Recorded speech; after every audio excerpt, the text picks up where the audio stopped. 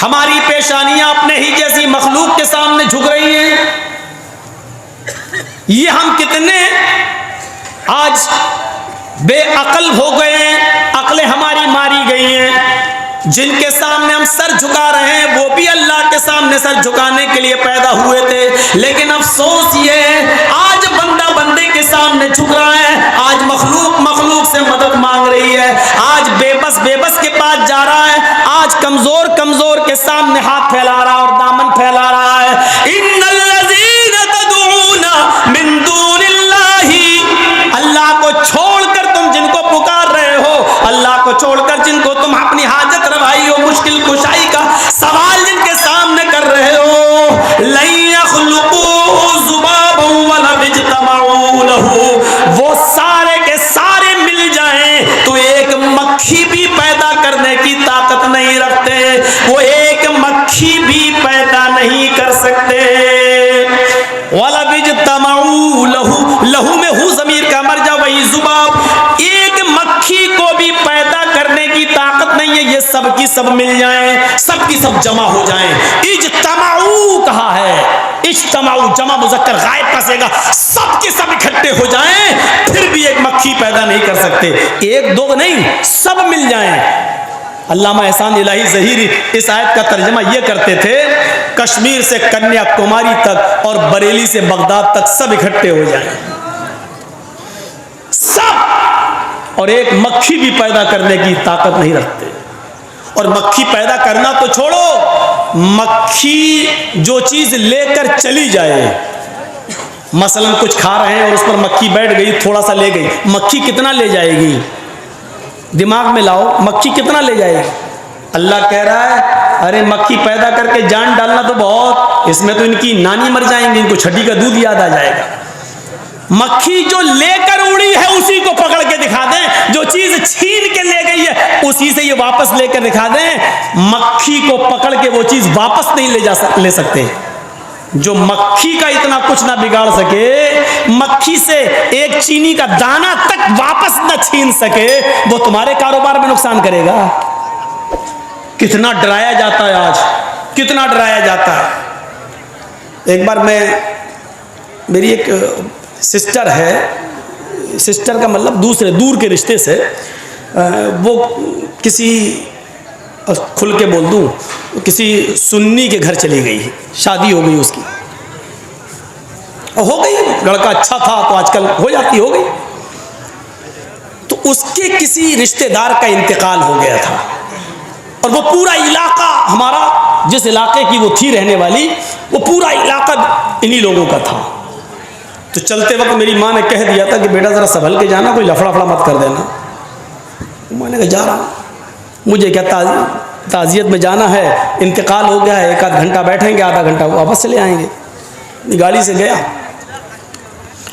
तो जैसे ही उसके घर पहुंचा तो वहाँ ऊंचा वो था, पगड़पोश, और पगड़ी कैसी थी अब रंग कुछ नहीं बताऊंगा, पूरा नक्शा खींचना ज़रूरी नहीं है हमारे लिए। बैठा हुआ था, उसको मालूम नहीं था कि अच्छा मेरी आदत है सफ़र में मैं टोपी नहीं लगाता हूँ। आजकल इतना आ चुका है टीवी ईवीओ में मेरा प्रचार, मैं शुक्रिया अदा करता हूँ जी हिंदुस्तान का, जो लोग नहीं जानते थे उसने उनमें भी हमें पॉपुलर कर दिया। तो मैं अक्सर ड्रेस चेंज कर लेता हूँ सफ़र में और टोपी ओपी नहीं लगाता हूँ। तो उधर मैं जाके चला गया, तो अब यकीन मानना इतना डराया जा रहा था उस घर में लोगों को, सब कुछ खा गया, मछली वछली जो कुछ बनी थी सब कुछ खा गया। मैं 8-10 दिन के बाद गया था इंतकाल के, तो अब ये भी दे दो वो भी दे दो, सब कुछ लेता जा रहा था। लास्ट में उसने एक बात कही, मेरी दूर के रिश्ते से जो सिस्टर थी उससे कहने लगा अच्छा मरने वाले के कपड़े भी दे दो, अगर मरने वाले के कपड़े नहीं दिए तो कयामत के दिन ये नंगा उठेगा। और मेरा पारा तो पहले से गर्म हो रहा था, बहुत देर बर्दाश्त कर लिया। तो उसके बाद हमने ये जुमला जब सुन लिया कि मरने वाले के कपड़े भी दे दो, तो उस वक्त तक हम कुछ नहीं बोले। अब मेरी सिस्टर जो बिगड़ गई कहने लगी कपड़े क्यों दे दो, सारी चीजें तो तुम्हें दे दी। तब उसने कहा कि अगर मरने वाले के कपड़े नहीं दोगी तो कयामत के दिन ये नंगा उठेगा। तो मैं उसके पास गया, मैंने कहा हजरत, इनमें हजरत ही कहा जाता है, शेख एक तो हम लोगों में चलता है। मैंने कहा हजरत, कयामत के दिन ये नंगा उठेगा तो क्या आप कपड़े पहनकर उठेंगे क्या? मैंने कहा हदीस में आया बुखारी की कि युहशरुन नासु यौमल क़यामति हुफ़ातन उरातन गुरला, कयामत के दिन जब लोग उठेंगे अपनी कब्रों से तो वो नंगे पैर होंगे, उरातन नंगे जिस्म होंगे, गुरलन और सब के सब बगैर खतने के होंगे, किसी का खतरा नहीं हुआ होगा। तो कयामत के दिन आपका कपड़े पहनकर उठेंगे। तो कहता है ये कौन है? मैंने कहा उनसे क्या पूछ रहा, मुझसे पूछ लेना मैं कौन हूँ, मुझसे पूछना मेरा नाम क्या है। मैंने कहा लोग मुझे जर्जीस कहते हैं, वैसे लोगों की जबान पर मौलाना जर्जीस, मैं अपने आप को जर्जीस अंसारी कहता हूँ। कहता आप ही हो? हाँ। ला हौला वला कुव्वता इल्ला बिल्लाह, उठाया अपना बोरिया बिस्तर, भाग गया वहां से। कहता इस घर में हमें क्यों बुला लिया, हमारा तो निकाह ही टूट गया है। ऐसी बोला, भागा हुआ, हमारा तो निकाह ही टूट गया है। हमने कहा मौलाना साहब हलाला वलाला कराने के लिए कहीं पूछ लीजिएगा कहाँ जाए, निकाह टूट गया तुम्हारा। अजीब सिस्टम है, मरने वाले के कपड़े दे दो। इतना डराया जाता है, इतना डराया जाता है कि अब मरने वाले के कपड़े तक नहीं छोड़े जाते हैं। जिंदा था तो जिंदगी भर डराते रहे, खाते रहे, मरने के बाद तीजे के नाम पे खाया, फिर 10वें के नाम पे खाया, फिर 20वें के नाम पे खाया, फिर 40वें के नाम पे खाया। अब एक चीज और चलने लगी अभी जमाना 10 साल 12 साल से, बरसी। मरने वाले की हर साल बरसी करो, बरसी के नाम पे खिलाओ, सालाना खिलाओ। मरने वाले के कपड़े, लोग डर भी जाते हैं। अल्लाह ने उसी डर को खत्म कर दिया। क्या कहा? जो मक्खी से एक चीनी का दाना तक छीनने की ताकत नहीं रखता वो तुम्हारे कारोबार में नुकसान करेगा। उसकी हैसियत नहीं है कि तुम्हारे कारोबार में नुकसान करे।